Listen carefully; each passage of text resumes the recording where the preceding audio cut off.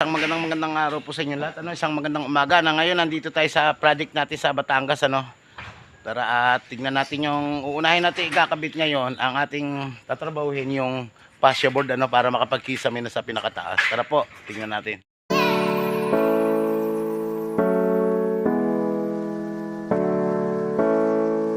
Yan.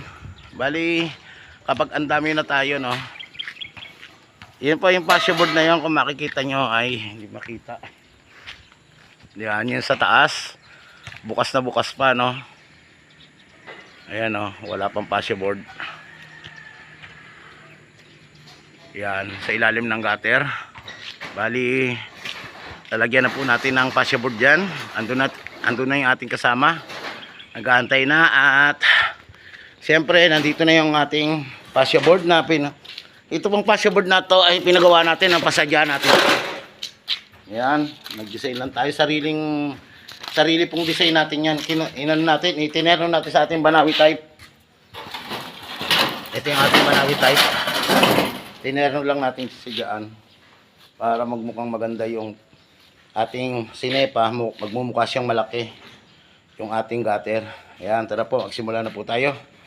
Na po tayo sa taas, pinakataas. Ngayon, nag-set muna tayo ng pinakatuntungan natin. Ayan, dinapara natin, dahil mahirap mo magkanto mesa rito. Ito yan, ikakanto mesa natin, Kailangan po, una natin isalpak ito, yung banda rito. Sige, salpak muna.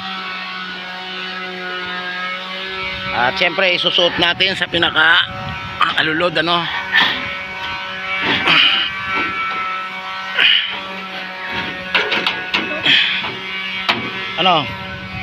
Ayan, ganyan po maging sistema niya para makuha natin yung kanto mesa rito. Yan. Balik kinuha na po natin kanto, yung sulot sa taas. Siyempre, kailangan iskwalahin natin yung pinakakinuha natin. Yan. Kailangan iskwalado. Siyempre, kailangan natin ng 45.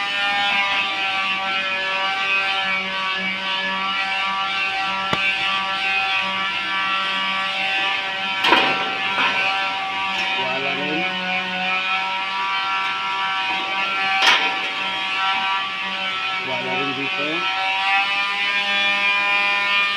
Yan. Tapos 45 po natin. Yan.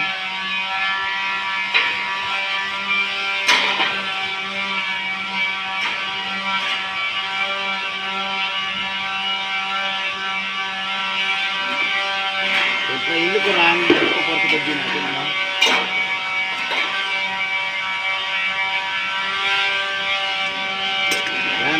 Ganyan po maging sistema natin, Yan.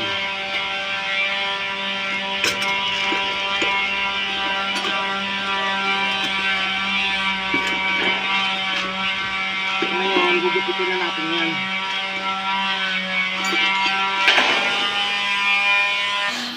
Ayan, una po namin sinalpakin dito, At siyempre, babarnahan na yan. I-ribit na. Fascia board po yan. Siyempre kasunod natin itong kanto mesa na to. Bali i-ribit na rin natin yan, Una sinalpak dito, kasunod naman yung dito pataas. Medyo pasensya na kahit mahirap mag video sa ganito. Hindi natin ma-video ng buo. Bali ito madali lang, kinanto mesa lang yan, Kinanto mesa lang, ginuhitan lang ng pentel pen katulad ng pinakita kanina.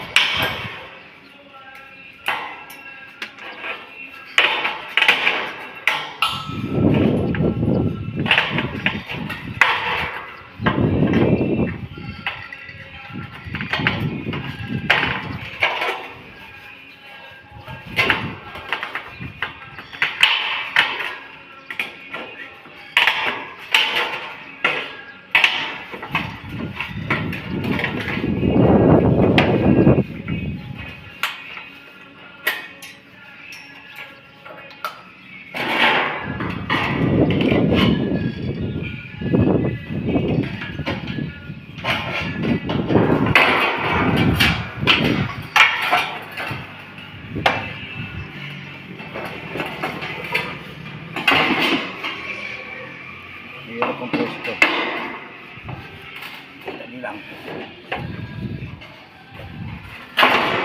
Kakaliway natin.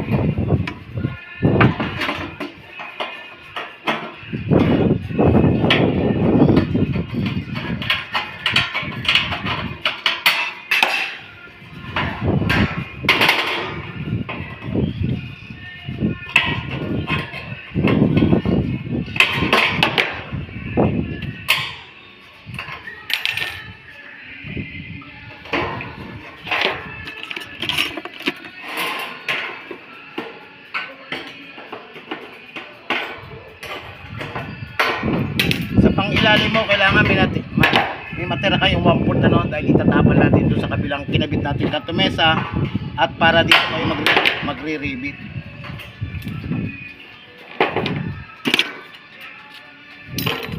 Yan, siyempre, tapos yung gupitin, maggupit ito, naka 45 lang ano. Kung bakit, magtataka kayo kung bakit dalawa yung pentel pen, pattern po yan, hindi ko na tinuloy pagguhit. Pero may guhit siya ng lapis ano. Pinakita ko lang yung paano saan natin siya dapat i-ribbit. Yan, siyempre tupiin nyo na po yan. Yung isa po, pwede natin gawing lock ano. Tapos ito i-ribbit yan.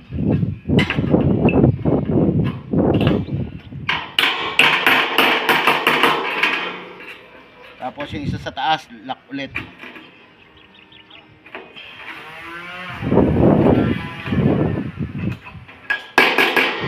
Ito sa ilalim, pwede natin gamitin din pan-lock.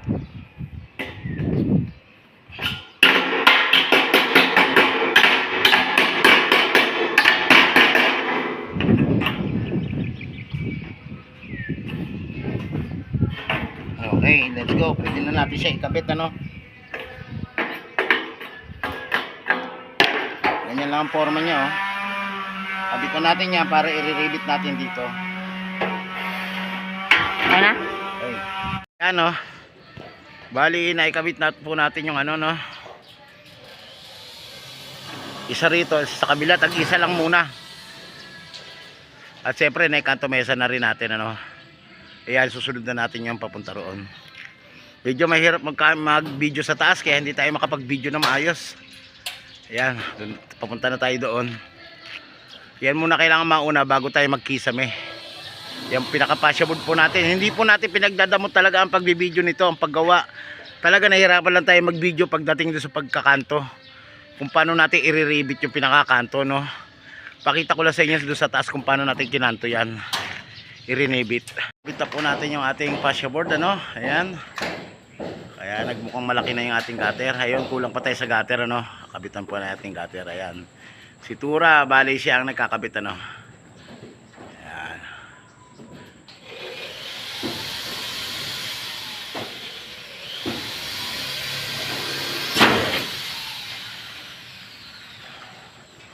Isa na lang po gagawin natin yung kaprasong gutter na lang. Sunod na natin yung pinaka-plasing sa taas.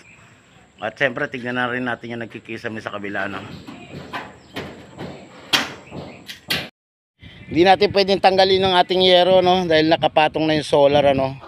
Kaya hinatak na lang natin ng alambre. Ayan, nakita nyo nakahatak siya ng alambre hanggang doon sa dulo, no?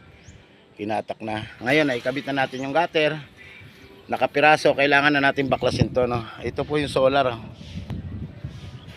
Tara, let's go na po. Tanggalin na natin to. Yung ating alambre ikinabit. Ikabit na po natin yung kulang nating gutter, ano? Pati lahat ng fascia board. Ngayon, siyempre, dinagdagan na rin po natin yung ano, ating mga bracket, ano. Yan. Lagyan po natin ano. Sa paglagay po ng bracket, kailangan po nakataob, ano, para wag po nakatihaya para hindi pasukin ng tubig. Yan, nakita yung dinagdagan natin ng bracket. Ang dami po niyan, ano.